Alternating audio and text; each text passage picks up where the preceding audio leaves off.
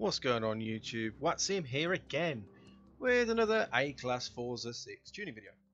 And today we've got the Dodge Viper. I can't remember which one it is. I think it's a 99 Viper.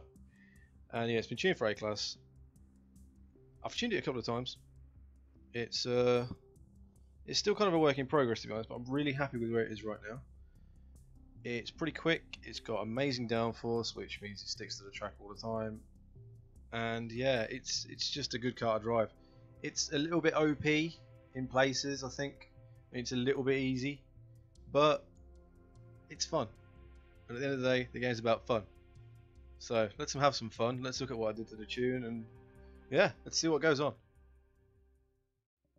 Okay, so starting right off the bat, no engine change. Obviously, I was about to say I haven't put anything on. Apparently I have put the centrifugal supercharger on.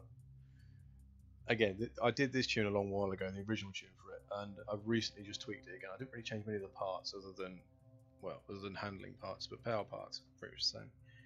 So yeah, we have got the centrifugal supercharger on. Again, that is the best you can really put on for this kind of tune because you get a lot of power for very little PI. And though it's not too heavy either, so you don't pay a price in terms of weight really. So you know, it's a win-win-win-win-win. Aero, we have got both front and rear aero on this thing, and the aero, particularly on the rear of this car, is extreme, which is why it is such a overpowered car in my opinion in certain places, because it just has amazing rear grip. Tyres. We've got the street compound. As you can see, the handling rating is 5.7, so that's very average, very normal, very good for A-Class really. No need for any other type. When I originally got this car, I've actually downloaded the tune from a friend, his tune, and he had it with race tyres on. It's probably the easiest car in the world to drive with race tyres on, but it's not very quick. So I downgraded it to sport tyres, and yeah, it's still working quite well. In terms of width, we've got stock width on the front and stock width on the rear. 335s on the rear, that's more than enough. Wheels, we've got those ones on. I'm not that's just for PI. Those would have been. I remember now I needed like an extra 2 PI or something, so I just put those on because they were the lightest option. So I had those on, they're even heavier.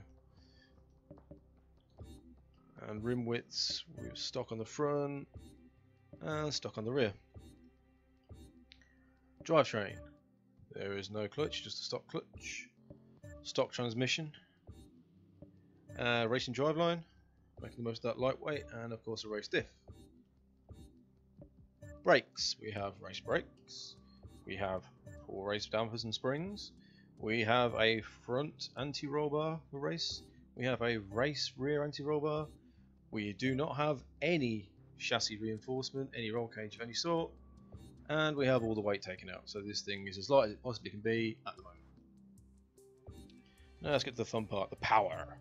Air filter, we have a race air filter, we have stock fuel system, stock ignition, race exhaust, again making most of that lightweightness, stock camshaft, stock valves, stock engine block, stock pistons, stock supercharger, street intercooler, again that would have been PI, as you can see it's right in the balance. Take it off, because that weighs less, you're going to get an increase in the PI. This weighs slightly more, but you get a slight power gain. That one you get more of a power gain, so the PI goes up again, and so forth. So that's a happy balance. And we have race oil and cooling on. Could probably take that off if you wanted a more lightweight setup. In fact, I might look to do that in another tune. That takes 50 pounds. That might be worth it. It takes 40 pounds off. Sorry, I might do that. And flywheel, stock flywheel. So there's the parts done. And as usual, let's get to the numbers. So street tyres, so 28 psi, 28, 28.5, whatever. I'm kind of flirting with the two at the minute. I don't really, if it's there or there, it doesn't make a great deal of difference.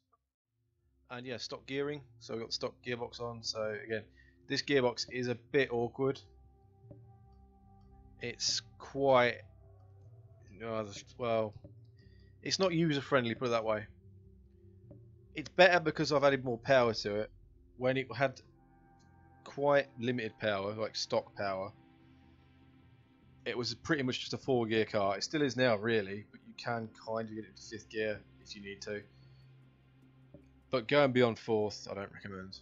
It's mainly a 4th and 3rd gear car. I mean, you'll go around some corners where you should be going in 2nd, maybe, and you're going 1st.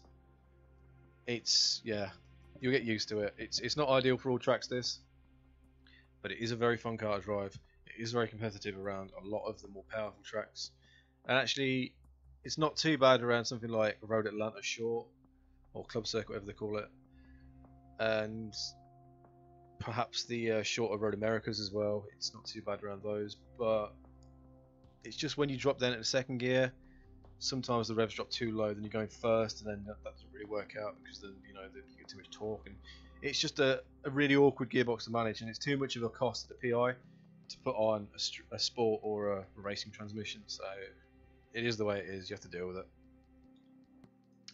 Right, camber, we've got -2 at the front, and we've got -2.2 at the rear. Now you can see this kind of setup more commonly on my cars now. I've been playing around with it a lot. To be honest, you could probably play around with it a bit more. But this is kind of where I'm at stock at the minute. This is stock-ish where I start. Actually, no, I'll probably start there. Stock. I'll probably put them both on -2, and then move on from where we're going, depending on how the thing handles, etc. Tow, we've got 0.02 at the front and -0.02 at the rear. Now, this is something I played with a lot. It was, I think not originally, but when I first looked at the tune, it was set to that. And believe it or not, that's a huge effect. I mean, anyone who knows about tuning, tow has a massive effect on the way the car handles. And like that, it was still good, but it didn't really work. And because I changed that, I then had to change the rebound. Like, one thing affects another thing. You have to find the right balance. So I've left it at that at the minute. The car is really responsive. It feels like it's got a really good center of gravity. It kind of swivels on an axis, this thing, really well. And I don't know, I just like the way it is right now. And we've got the caster set to 6, a little bit higher than usual, but again, this is what I was doing originally. Back in the day when I was doing Forza 5 tunes, I had my cambers set more like to around about 5.8, between 5.8 and 6.2. And I took that down a bit when I started on 4 to 6, just to see how it was. And now I'm getting back to where I was before. I just think the car just feels more grounded there. The weight doesn't transfer quite as much, and it just feels more grounded in general.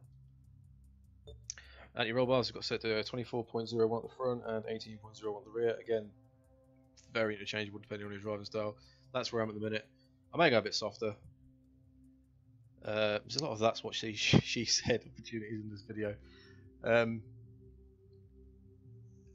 Yeah, it may go a bit softer. It could even go stiffer.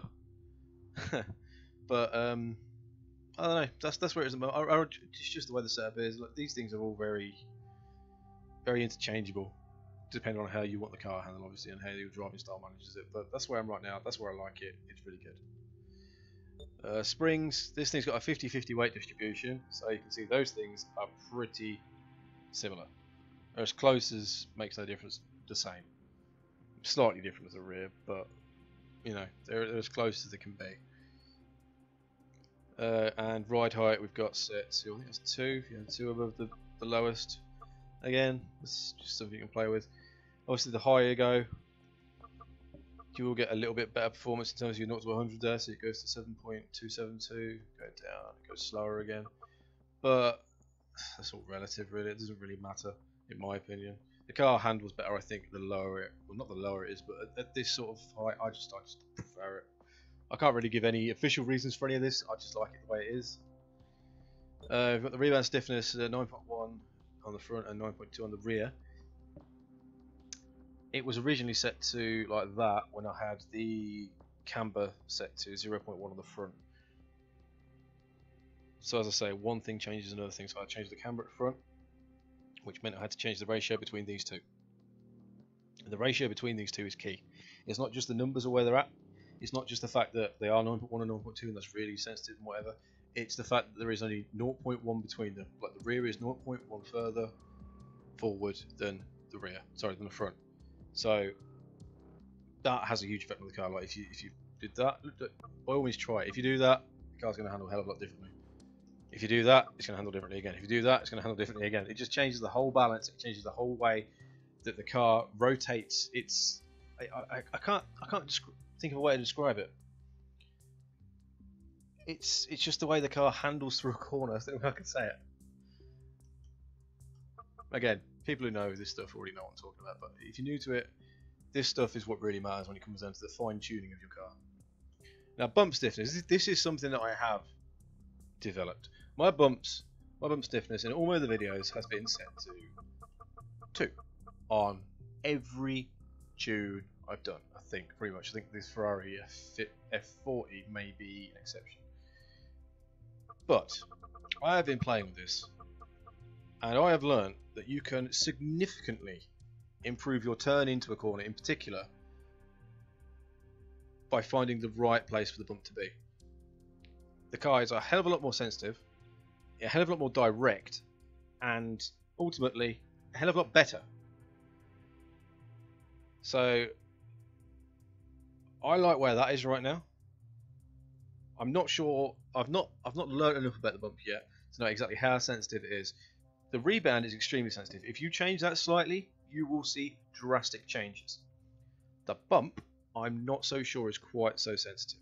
I think you've got a lot more leeway, a lot more room for error, a lot more, you know, you could probably move this quite a lot and you wouldn't feel what a massive difference. I'm guessing. I don't know. This is what I'm learning at the moment about the bump. For Forza 5, the bump to me didn't really matter at all. The way my car's handled, I was fine with the way it was with, like, seeing it leave it at 2, or I think I was at 1.5 maybe on Forza 5. But on here right now, I'm changing a lot of my car's bump stiffness to these sort of ratios, depending on the weight distribution of the car. If the car has excessive front weight distribution, then you want more on the front. If it has more rear, then you want more on the rear. Now this is 50-50, but braking, when you brake, a lot of the weight goes, all the weight in the car goes to the front. So the front needs more support, the front needs more sensitivity. That's my logic in that. Whether that's true or not, I don't know, but that's my logic for it.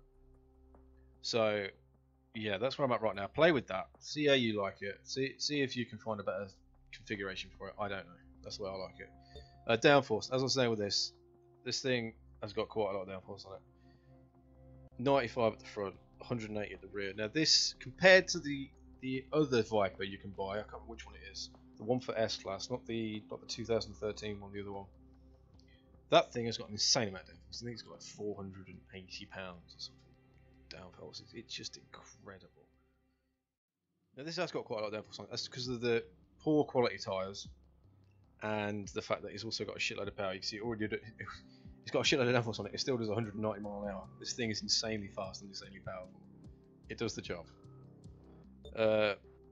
Brakes, my usual 48 and 85. I'm really settled on that right now. I was trying to play around with them, try to change it a bit, but I don't know. I just like where that is. I'm used to that now. That doesn't suit everyone. I know for a fact it doesn't. I've had people who I race with, people who tried my tunes and said, "My God, your brakes are so fucking different."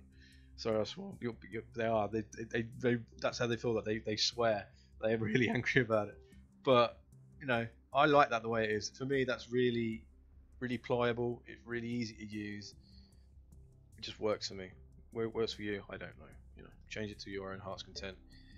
And we've got the diff set to 73% acceleration and 80% deceleration. Again, that's just where it works. Again, you can play with this a bit more. You're gonna get better speed out of a corner if you do that. This is something I'd like to actually talk about, the diff deceleration. Now, typically, the way a diff works, logically, to my mind, that should be lower. I mean, I used to set my diff around sort of between, I don't know, 15 and 25%.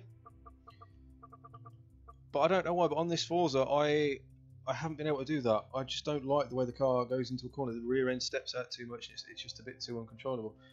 So the reason I've been going to 80% is just the car just feels a hell of a lot more stable. I don't know how it looks, because you've noticed if you race the game a lot, you'll see people whose diffs are a bit messed up, and you'll watch them and they've got smoke pouring off their tyres.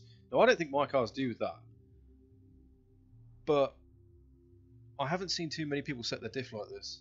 So whether I'm right, whether I'm wrong, I don't know. But as I say, this is tuning. It is an opinion.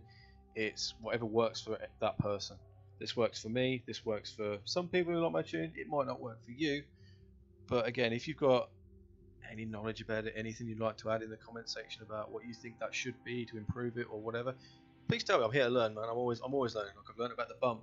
I've also learned more about gearing recently, which is something that I'll be showing in later videos. But yeah, that's pretty much it for this one. Oh, I should just mention what this tune is called. And it is called Meh. Very catchy, Meh. So yeah, there it is. Download it, feel free, or just, you know, use the settings that I've used, whatever. But yeah, thank you very much for watching. Please leave a like, please do subscribe. Loving doing these videos for you guys. It's really enjoyable. And yeah, I'll see you next time. Bye bye.